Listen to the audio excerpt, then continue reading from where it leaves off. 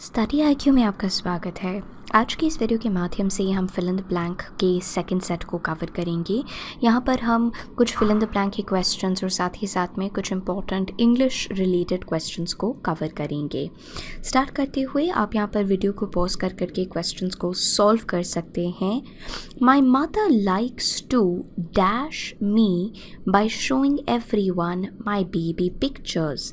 अब ध्यान से देखिएगा, यहाँ पर हमने लास्ट टाइम भी कहा था जब भी आप एक फिल इन द ब्लैंक के क्वेश्चन को देखते हैं तो सबसे ज़्यादा ज़रूरी होता है that you get a full semblance of the entire sentence, यानी कि आपको पूरा सेंटेंस अच्छी तरह से आपको एक बार पढ़ लेना चाहिए।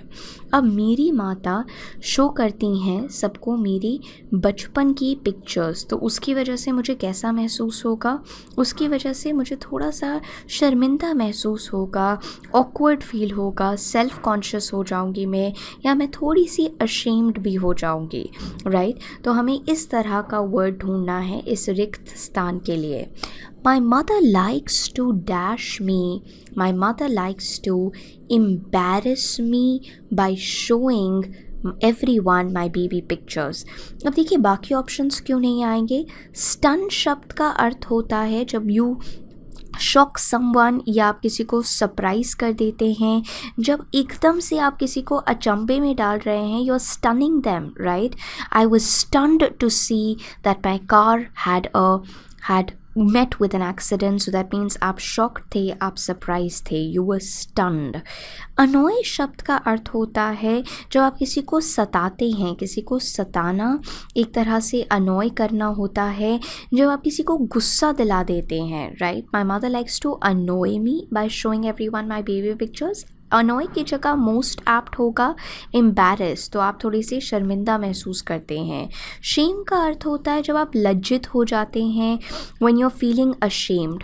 तो मोस्ट एप्ट और मोस्ट अप्रोप्रिएट होता है इस पर्टिकुलर कॉन्टेक्स्ट में एम्बैरेस, क्योंकि आप एक तरह से शर्मिंदा हो रहे हैं, थोड़ा वियर्ड महसूस करते हैं जब आपकी मम्मा आपकी बचपन की पिक्चर्स दिखा रही हैं, और यू बीइंग अशेम्ड और self conscious. So my mother likes to embarrass me by showing everyone my baby pictures.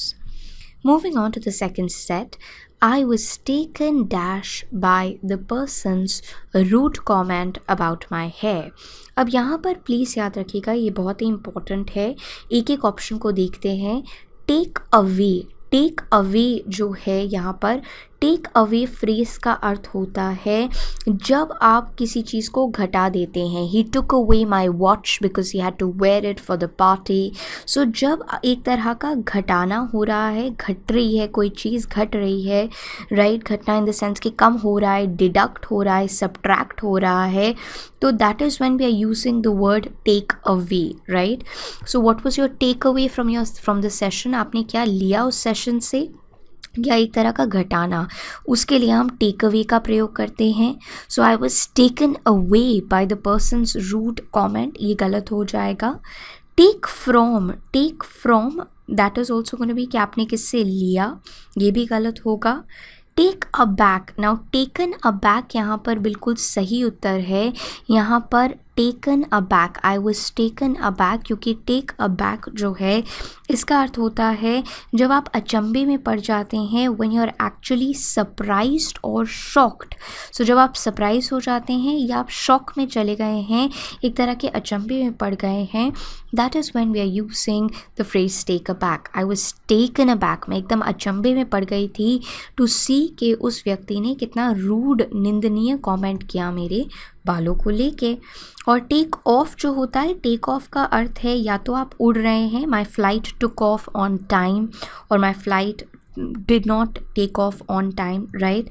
या फिर जब आप कोई चीज़ को, किसी वस्तु को रिमूव करते हैं, पर्टिकुलरली कपड़ों को रिमूव करना, we took off the sweater as it was very hot there, right? So जब आप रिमूव कर रहे हैं कपड़ों को, या आप जब फ्लाई कर रहे हैं, that is when we are using the phrase take of.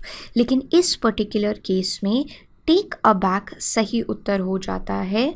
तो और ये जो गिवन सेंटेंस है, क्योंकि ये पैसिव वॉइस में लिखा गया है, तो यहाँ पर क्योंकि ये पैसिव वॉइस में है इसीलिए हम वॉज वर के साथ वर्ब 3 फॉर्म लगाएंगे। तो यहाँ पर वॉज वर के साथ, वॉज या वर के साथ वर्ब 3 लगेगा। सो टेकन अबैक आ जाता है।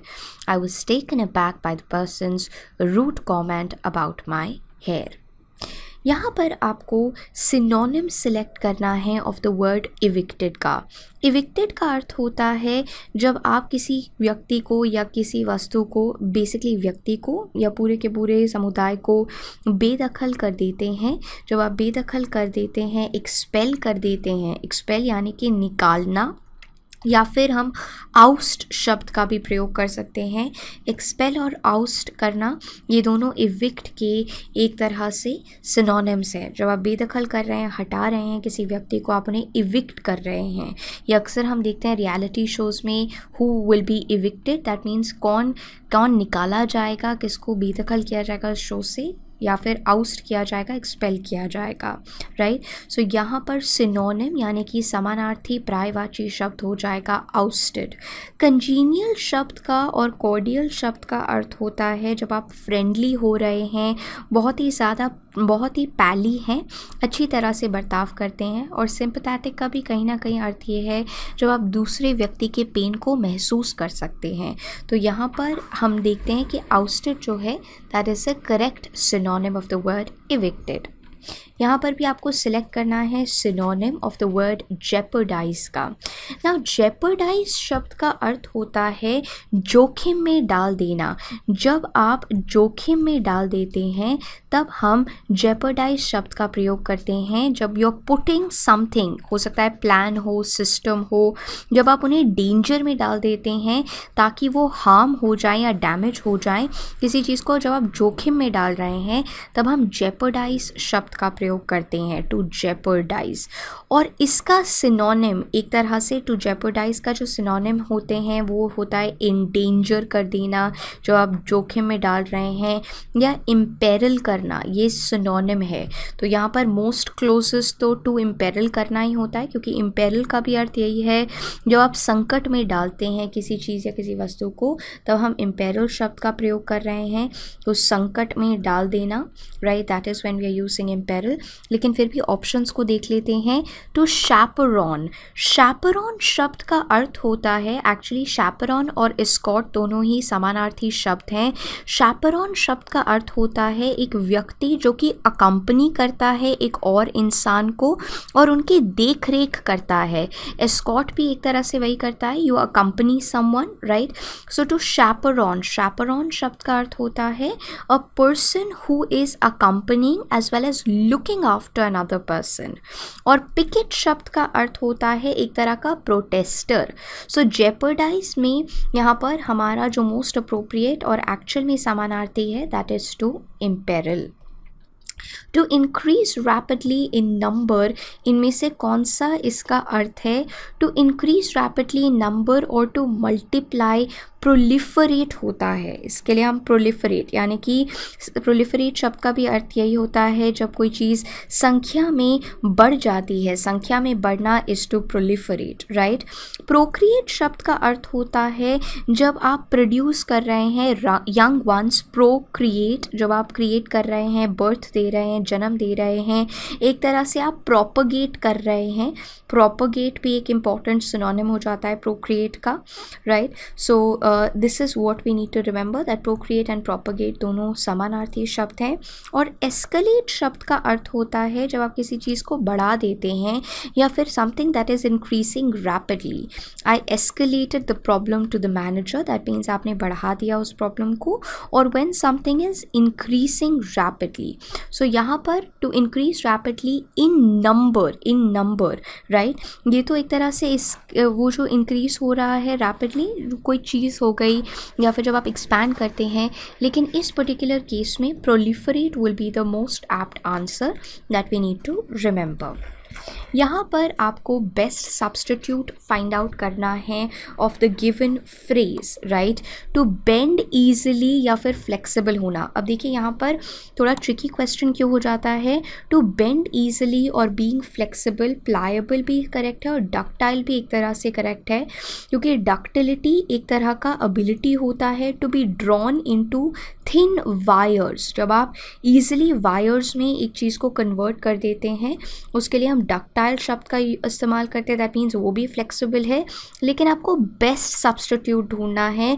तो ईजिली बेंड और फ्लेक्सिबल का बेस्ट सब्स्टिट्यूट है प्लायबल। प्लायबल शब्द का भी अर्थ होता है एकदम लचीला, फ्लेक्सिबल है, प्लायंट है, बहुत ही ज़्यादा इलास्टिक है, तभी ईजिली आप उसको बेंड कर देते हैं, या कोई चीज़ जो कि लचीली होती है, right.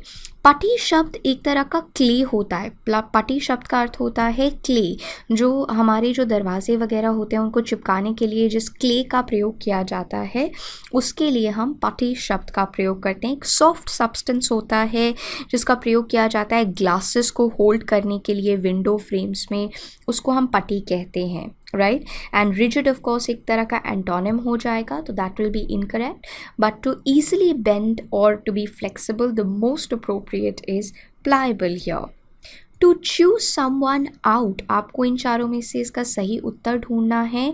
To choose someone out, to choose someone out का अर्थ होता है जब आप किसी को डांट लगा देते हैं, जब आप किसी को डांट लगा रहे हैं, उन्हें गुस्सा कर रहे हैं। तो जब आप किसी को रेप्रिमांड करते हैं, वो भी सिवियरली रेप्रिमांड, गुस्सा करना, and that to when you severely reprimanding, that is the meaning of the phrase to choose someone out. आप एकदम चबा रहे हैं जिस तरह से, दैट मीन्स आप बहुत गुस्से से किसी और के साथ बात कर रहे हैं, और you are reprimanding someone severely. To chip on his shoulder, chip on his shoulder का अर्थ होता है जब आप किसी और व्यक्ति के लिए एक ग्रज रख लेते हैं, या आप इंश्योर करते हैं कि अभी तक आप भूले नहीं हैं वो खटास को। So that is when you are holding a chip on your shoulder, और बाद में यही खटास एक गुस्से का कारण हो जाती है। So when you are holding a grudge और अ ग्रीवियंस, जो कि बाद में भी एक फाइट में तब्दील हो जाती है, उसको हम कहते हैं चिप ऑन योर शोल्डर। अभी भी आप खटास मन में बनाए रखे हैं, जिसकी वजह से आगे जाके लड़ाई की संभावना हो जाती है, लड़ाई हो जाती है। That is you are having a chip on your shoulder. You have to select the antonym of the word discrepant. Discrepant का अर्थ होता है disagreeing। सबसे पहले आपको synonyms और antonyms के क्वेश्चन में अर्थ पता होना चाहिए। So discrepant शब्द का अर्थ हो जाता है disagreeing, जब आप प्रतिकूल हैं, you are at variance, conflicting है कोई चीज़, या फिर incongruous है, conflicting है या फिर कोई चीज़ incongruous है, उसके लिए हम डिस्क्रिपेंट शब्द का प्रयोग करते हैं। इसका एंटोनिम यानी कि ऑपोजिट हो जाता है हारमोनियस, क्योंकि बाकी सारे जो शब्द हैं इनका अर्थ है ऑपोजिट होना या फिर कॉन्फ्लिक्टिंग होना, बाकी सब का अर्थ है। सो बाकी सारे सिनोनिम्स हैं। कॉन्ट्ररी हो गया, कॉन्ट्ररी का अर्थ है ऑपोजिट। डिसोनेंट का अर्थ है लैकिंग हार्मनी या फिर कोई चीज़ जो कि डिस्कॉर्डेंट है, उसके लिए हम डिसोनेंट शब्द का प्रयोग करते हैं। So harmonious that means tuneful, not discordant is the antonym of the word discrepant. अब आपको यहाँ पर एंटोनिम ढूंढना है एगनाइजिंग का। एगनाइजिंग का अर्थ होता है कोई चीज़ जो कि अत्यंत दुखदाई है, ऐसी चीज़ जो कि बहुत ज़्यादा पेनफुल होती है, एक्सक्रूशिएटिंग है, बहुत ज़्यादा दुख लेके आती है, दुखदाई है या फिर बहुत ज़्यादा पेनफुल है, टॉर्चरस है, एक्सक्रूशिएटिंग है, टॉर्चरस है, उसके लिए हम एगनाइजिंग शब्द का प्रयोग करते हैं। सो एक्सक्रूशिएटिंग तो प्रायवाची हो गया। यहाँ पर एगनाइजिंग का most appropriate antonym will be cordial, क्योंकि फियर्स शब्द है जब आप बहुत गुस्से से आ रहे हैं, वेहमेंट का भी वही एक अर्थ हो जाता है। So cordial here is the correct answer. आपको एरर फाइंड आउट करना है। सो फर्स्ट पार्ट में एरर है, सेकंड पार्ट में एरर है या थर्ड पार्ट में एरर है। सेंटेंस पढ़ लेते हैं उसके लिए। I wonder if they could treat me nicely if I went there again, I wonder if they, so मैं सोचती हूँ, I wonder, तो एक तरह की probability हो रही है, I wonder if they could. now यहाँ पर could मॉडल की जगह would होना चाहिए, क्योंकि आप wonder कर रहे हैं, आप एक तरह की संभावना व्यक्त कर रहे हैं, और किसी भी जब भी probability होती है, संभावना होती है, उसके लिए हम वुड शब्द का प्रयोग करते हैं, वुड मॉडल का प्रयोग करते हैं, कुड का नहीं, right. So I wonder if they would treat me nicely if I went there again. सो यहाँ पर हमारा सेकेंड पार्ट में एरर है, कुड की जगह वुड होना चाहिए. कुड मॉडल का प्रयोग किया जाता है जब कोई रिमोट पॉसिबिलिटी है, right. Could you help me get through this particular project. सो एक तरह की रिमोट, ये तो of course could you get me through the project एक तरह का हेल्प मांगना हो जाता है, लेकिन रिमोट पॉसिबिलिटी, स्लाइटेस्ट पॉसिबिलिटी, जो बहुत कम संभावना है, उसी के लिए हम कुड का प्रयोग करते हैं. लेकिन यहाँ पर क्योंकि एक तरह की प्रोबेबिलिटी है, हम वुड का प्रयोग करेंगे. He woke on rising to a sitting position and rubbed his eyes briskly. आपको स्पॉटी एरर करना है. अब woke ऑन नहीं होता है, वेक अप जो है फ्रेज क्या है, फ्रेज होता है I woke up in the morning to make sure that I was starting on time. You wake up, आप वेक ऑन नहीं करते हैं, you wake up, right. So यहाँ पर वोक अप होगा, ऑन नहीं होगा, so it has to be woke up. He woke up on rising to a sitting position and rubbed his eyes briskly. So यहाँ पर फर्स्ट पार्ट में error है, on नहीं बल्कि अप होना चाहिए, राइट. सो ये हमें ध्यान में रखना है. अब आपको लास्ट सेंटेंस में इम्प्रूव करना है ब्रैकेटेड पार्ट को.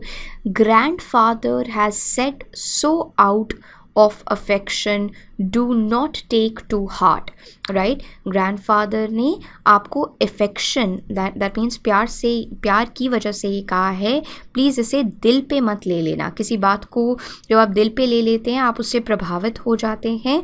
सो यहाँ पर आपको ब्रैकेट वाले को इम्प्रूव करना है. So do not take it to heart, do not take it to heart, that is a phrase. Please do not take it to heart.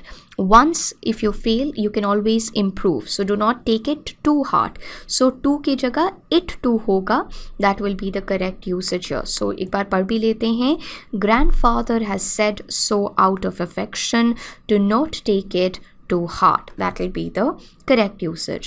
यहाँ पर हम लोगों ने important English related questions को cover किया है. अगर आपको कोई भी डाउट है तो आप मुझसे Instagram पे नीचा रहेजा के नाम से जुड़ के उसे clarify करवा सकते हैं, या आप comment section में नीचे mention कर सकते हैं.